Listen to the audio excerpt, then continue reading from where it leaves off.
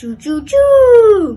5, 4, 3, 2, 1. Welcome home.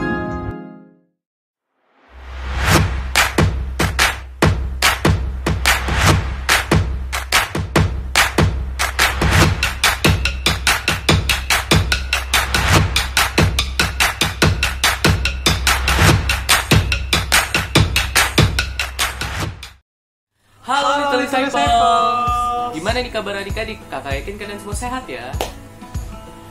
Wah, Kak Alex, ternyata nggak kerasa ya udah masuk bulan Desember aja. Iya betul banget nih, bentar lagi kita akan merayakan Natal bersama-sama. Yeay! Yeay! Benar banget. Nah, Kak, selanjutnya setelah ini ada apa sih? Nah setelah ini kita ada praise and worship. Karena itu adik-adik siapin hati untuk memuji dan menyembah Tuhan. Oke adik-adik, enjoy the service ya. Selamat adik-adik, kembali lagi nih bersama Kak Alex, Kak Kirin. Nah hari ini kita mau memuji dan menyembah Tuhan. Tapi sebelum itu mari kita berdoa. Ayo kita tundukkan kepalanya, tutup matanya dan lipat tangannya. Kita berdoa, Bapak terima kasih Tuhan karena hari ini Tuhan memberikan kami kesempatan, Tuhan memberikan kemurahan-Mu, kebaikan-Mu sehingga kami boleh berkumpul Tuhan meskipun secara online, tapi kami percaya Tuhan ada di tengah-tengah kami. Tuhan jamah setiap hati kami biar kami merasakan hadirat-Nya Tuhan. Terima kasih Tuhan, di dalam nama Tuhan Yesus kami berdoa dan bersyukur. Amin. Yeay, adik-adik sudah siap menyembah Tuhan? Kita mulai ya.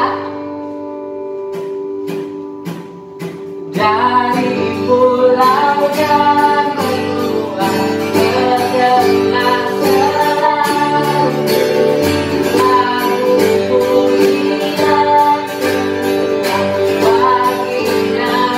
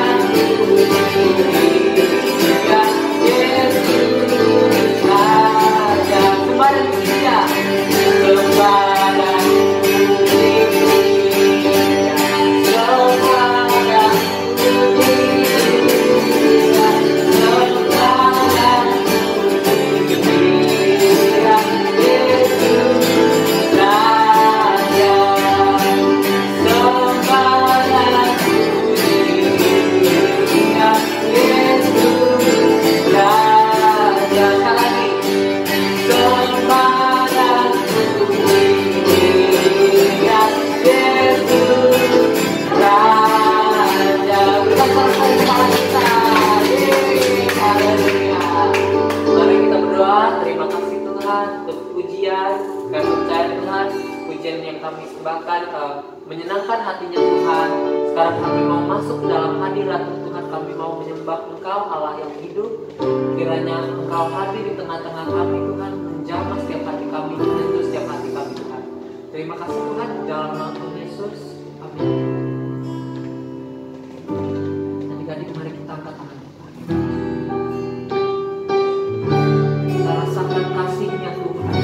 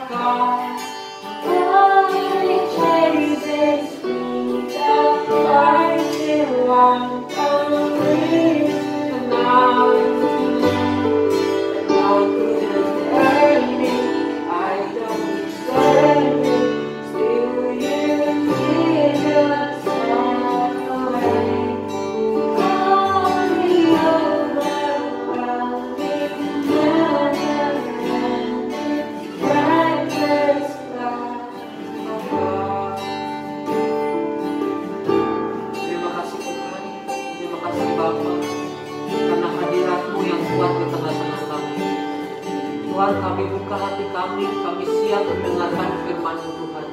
Tuhan, urapi hamba-Mu yang berbicara, agar setiap firman yang keluar dari mulutnya menjadi firman yang hidup Tuhan, bertumbuh berkali-kali lipat. Terima kasih Tuhan. Di dalam nama Tuhan Yesus kami berdoa dan mengucap syukur. Adik-adik yang percaya sama katakan amin.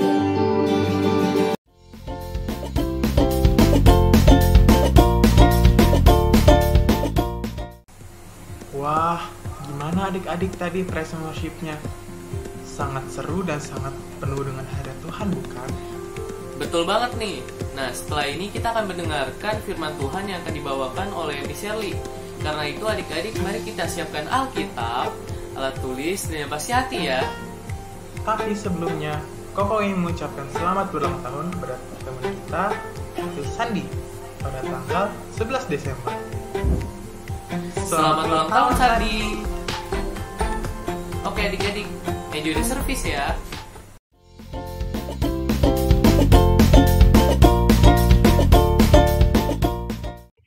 Hai adik-adik. Hai, apa kabar? Welcome to December. Yeay. Adik-adik, Desember adalah bulan yang paling asik sepanjang tahun. Kenapa? Karena setiap Desember kita pasti merayakan Natal. Yeay. Natal mengingatkan kita akan hadiah Natal, Sinterklas, libur Natal, ya, kebaktian Natal, macam-macam lagi, ya. Jadi Desember adalah bulan yang paling asik sepanjang tahun, ya, karena di Desember kita sama-sama merayakan Natal. Oke, nah adik-adik, karena ini udah masuk ke bulan Desember dan kita mau merayakan Natal, karena itu hari ini Tante Shirley mau cerita mengenai Natal. Ya, hari ini Tante Shirley akan cerita mengenai kabar baik tentang kelahiran Yesus. Nah, adik-adik siapkan pena, siapkan Alkitab, siapkan catatan. Mari kita dengarkan firman Tuhan sama-sama. Ya, firman Tuhan hari ini diambil dari Lukas 1 ayat 26 sampai 38. Kabar baik, sebuah kota di Galilea bernama Nazaret adalah seorang wanita bernama Maria yang bertunangan dengan seorang bernama Yusuf dari keluarga Daud. Saat itu, Allah menyuruh malaikat Gabriel pergi kepada Maria untuk memberitakan kabar baik.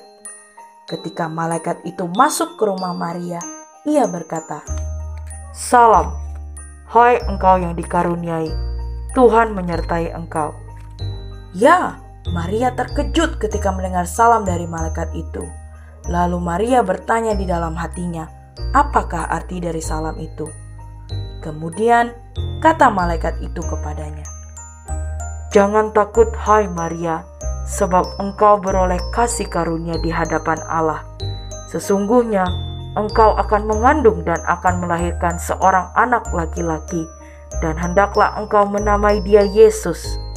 Ia akan menjadi besar dan akan disebut Anak Allah yang Maha Tinggi.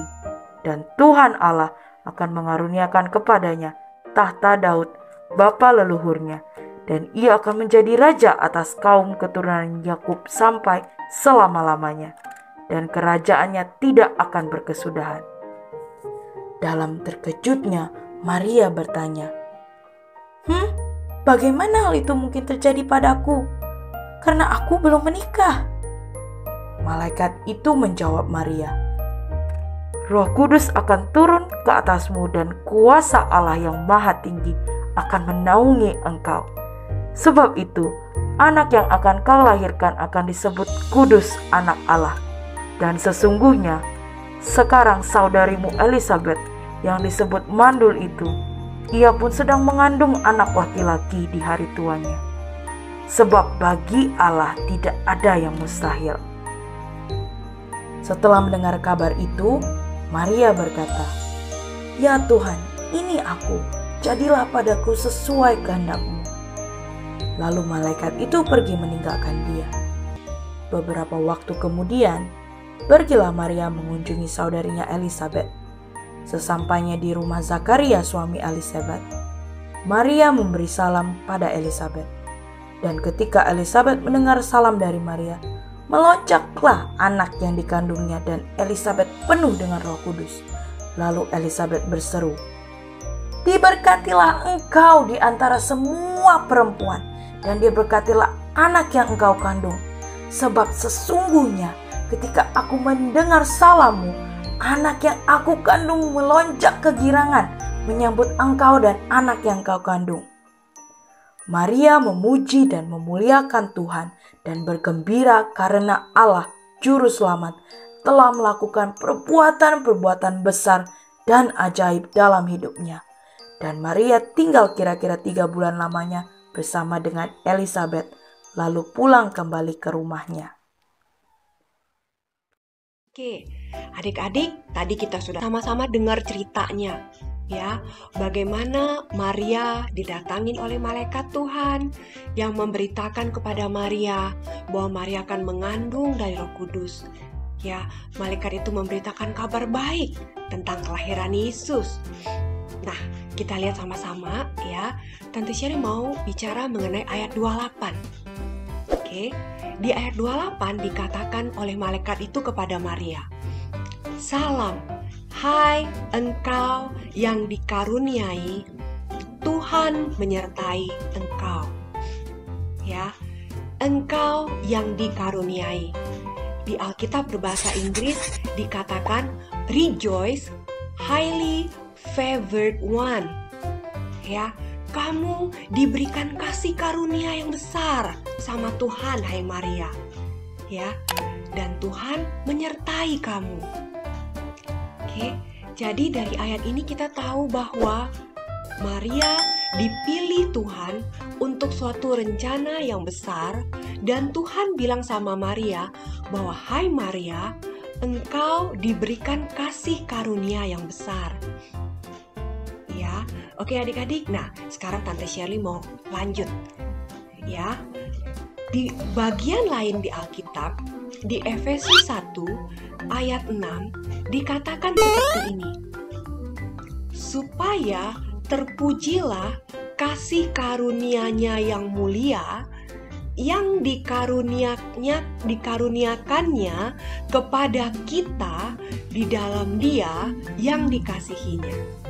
Ya, jadi ayat ini mengatakan bahwa Tuhan memberikan kasih karunia kepada kita di dalam Yesus yang dikasihinya. Ya, oke. Nah, di ayat ini kita lihat sama-sama dikatakan lagi bahwa, saya ulang sekali lagi ya, bahwa kepada kita yang dikasihinya di dalam Kristus, kita diberikan kasih karunia. Perkataan yang sama seperti yang malaikat ucapkan kepada Maria. Ya, kata yang sama dipakai buat kita semua. Jadi adik-adik, Alkitab menyatakan dengan jelas, dengan bahasa yang sama, bahwa Maria diberikan kasih karunia, dia dipilih Tuhan untuk suatu rencana yang besar atas dunia ini. Dan kemudian di Efesus 1 ayat 6 tadi kita udah baca sama-sama bahwa kita diberikan kasih karunia sama seperti Maria. Ya, kita dikasihi, dipilih, ya, diberikan kasih karunia yang besar sama seperti Maria, karena Tuhan punya rencana yang besar buat hidup kita. Sebagaimana Tuhan mau memakai Maria Tuhan juga mau memakai setiap adik-adik yang mendengar firman Tuhan sore ini. Jadi adik-adik, Tante Shirley ulangin ya, sama seperti Maria, kita dipilih oleh Tuhan sebelum dunia dijadikan untuk dijadikan anak kesayangan Tuhan. Kita adalah milik Yesus. Kita sudah ditebus dengan darah Yesus. Kita adalah anak kesayangan Tuhan. Adik-adik, ya, kita orang yang diberikan kasih karunia. Waktu Tuhan melihat kepada kita sekarang, Tuhan melihat kepada setiap kita dengan mata penuh cinta. Dan Tuhan bilang, "Hai anakku yang sangat kukasihi, kamu adalah anak kesayanganku. Kamu beroleh kasih karunia. Bapa suka banget sama kamu. Bapa sayang banget sama kamu. Hati Bapa bersuka karena kamu. Dan Bapa mau pakai hidup kamu di atas muka bumi ini."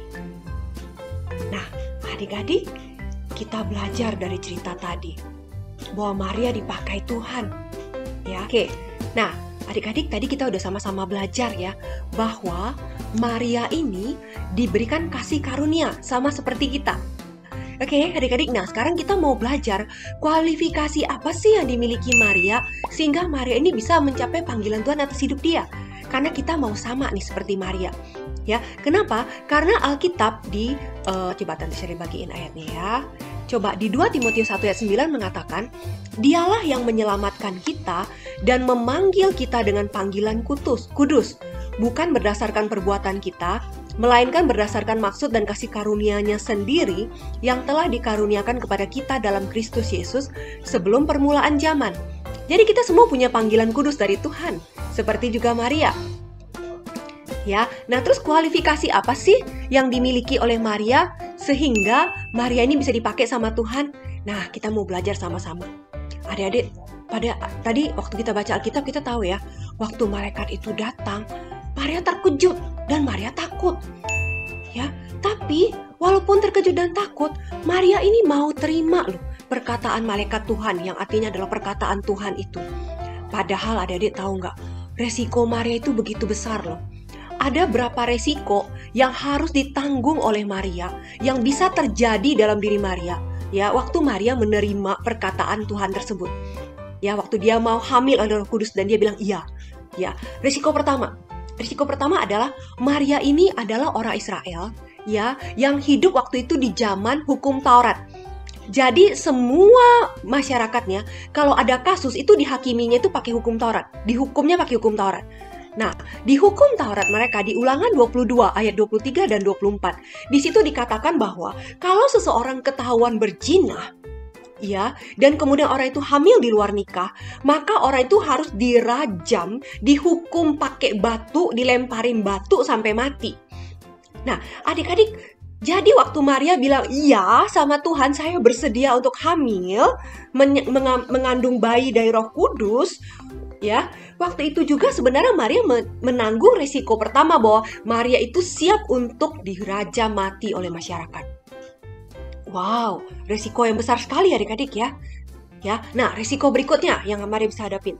Yang kedua, kalau masyarakat tahu bahwa Maria ini adalah wanita yang hamil di luar nikah, maka Maria ini siap-siap ya, dia akan dikucilkan seumur hidupnya, ya, dikeluarkan dari lingkungan masyarakat. Masyarakat akan seumur hidup menganggap dia sebagai wanita yang berdosa, dan kemudian masyarakat akan mengucilkan Maria, menganggap dia sebagai wanita berdosa seumur hidup dia, dan dia dianggap wanita yang punya aib seumur hidup dia. Wow, sedih ya. Ya, itu resiko kedua yang harus dihadapi Maria. Kemudian resiko ketiga yang harus dihadapi Maria adalah Maria kan bertunangan nih sama Yusuf. Maria belum menikah waktu itu sama Yusuf ya. Nah, jadi kalau Yusuf itu nggak percaya bahwa Maria hamil oleh Roh Kudus, kenapa? Karena dari awal dunia diciptakan sampai sekarang belum pernah ada satu kejadian pun bahwa orang bisa hamil di luar pernikahan atau hubungan suami istri. Jadi kalau dibilang Maria hamil di luar pernikahan atau di luar hubungan suami istri, dan dibilang bahwa Maria hamil sama Roh Kudus, Yusuf itu bisa jadi nggak percaya, karena itu impossible banget sebenarnya. Ya, nah kemudian kalau Yusuf nggak percaya, maka resiko yang ketiga yang harus dihadapi Maria adalah maka Maria harus siap-siap diceraikan, diputuskan pertunangannya dengan Yusuf. Dengan arti kata Maria harus siap-siap kehilangan tunangan.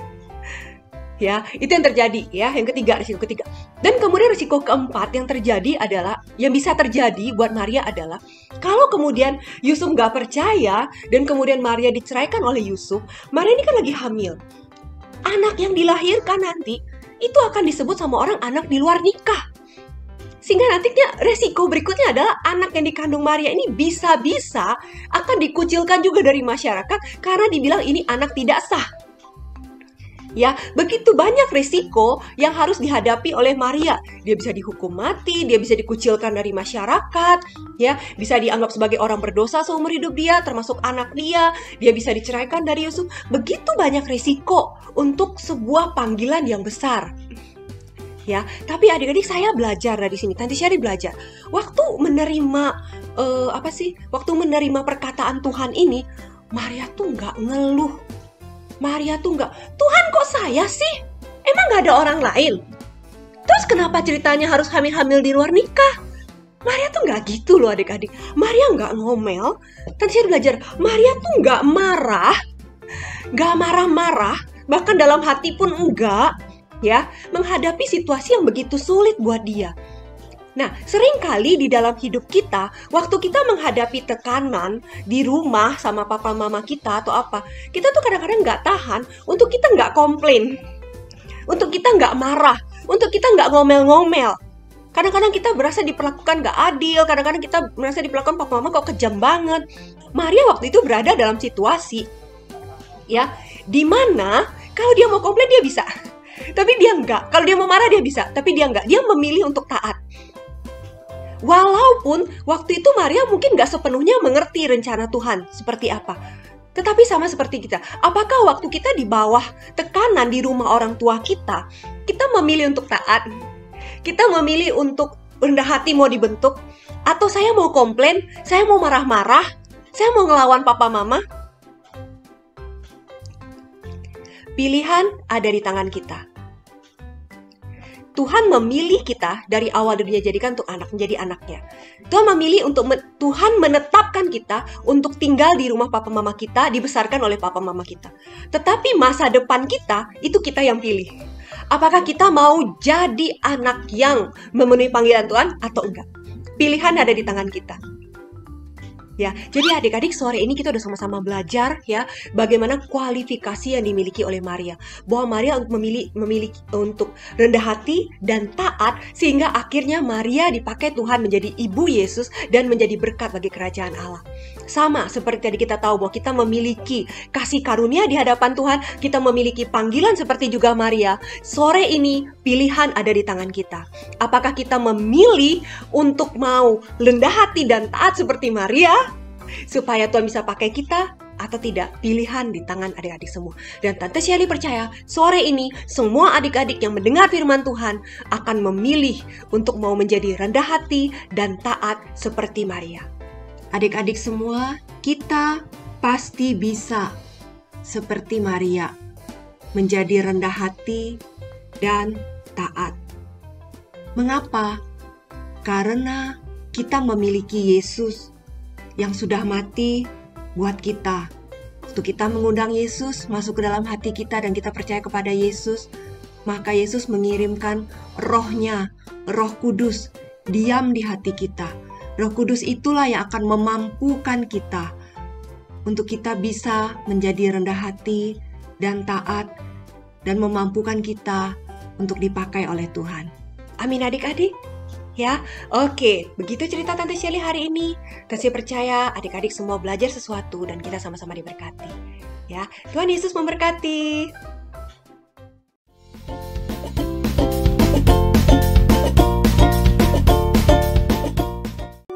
Halo adik-adik, gimana firman Tuhan hari ini? Kakak harap adik-adik semua terberkati dengan firman Tuhan hari ini. Oh iya, kakak punya beberapa pertanyaan. So, yuk siapkan kertas dan juga pensilnya. Pertanyaan pertama, apa kualifikasi yang dimiliki oleh Maria sehingga Maria dapat dipakai dengan Tuhan? Pertanyaan yang kedua, jelaskan arti dari ayat 2 Timotius 1 ayat 9. Nah adik-adik, segitu aja pertanyaannya. Jangan lupa dikerjakan ya. Setelah dikerjakan, kita minta Mary. See you, bye.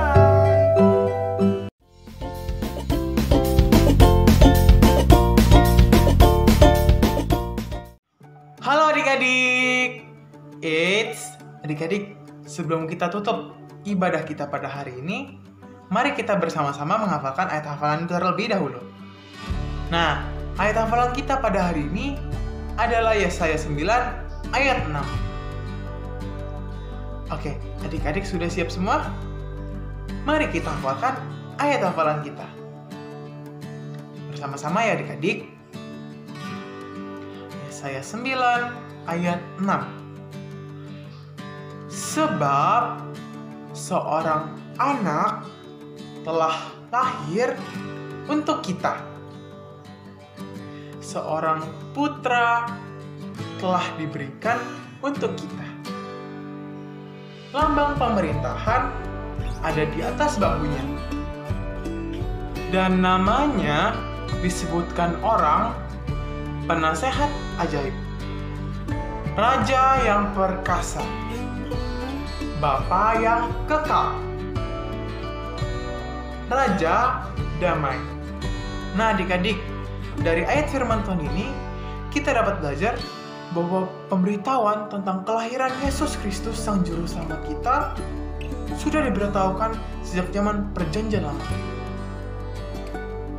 Adik-adik tahu kan sebentar lagi kita akan memperingati hari kelahiran Tuhan Yesus, Tuhan dan Juru Selamat kita pada tanggal 25 Desember nanti, yaitu hari Natal. Nah adik-adik, jadi mari kita bersama-sama memperingati hari kelahiran Tuhan kita, Yesus Kristus. Oke adik-adik, itulah ayat firman Tuhan kita pada hari ini. Jangan lupa untuk dihafalkan, direkam, dan terus dikirim deh. Oke adik-adik, see you next time. God bless you adik-adik.